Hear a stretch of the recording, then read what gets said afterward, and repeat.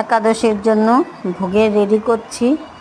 এখানে বড় সাবুদানা ভিজিয়ে কলা, দুধ, আনারস, তারপর হচ্ছে বাঙ্গি, যেটার কোনো মিষ্টতা নেই, এটা সবাই খেতে পারে, এই জন্য এটা দিলাম ঠাকুরকে। তারপর আপনার শসা, দুধ, কলা এসব দিয়ে আজকে গোপালের ভোগ হলো। এ দেখুন, এটা হচ্ছে সব ফলগুলি হচ্ছে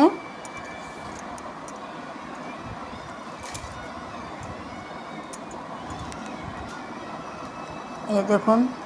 এখন দুধ দেব, দিয়ে একটু মিষ্টি দিতে হয় ফলের মধ্যে, দিয়ে ভোগ হবে। কলা দেওয়া হলো,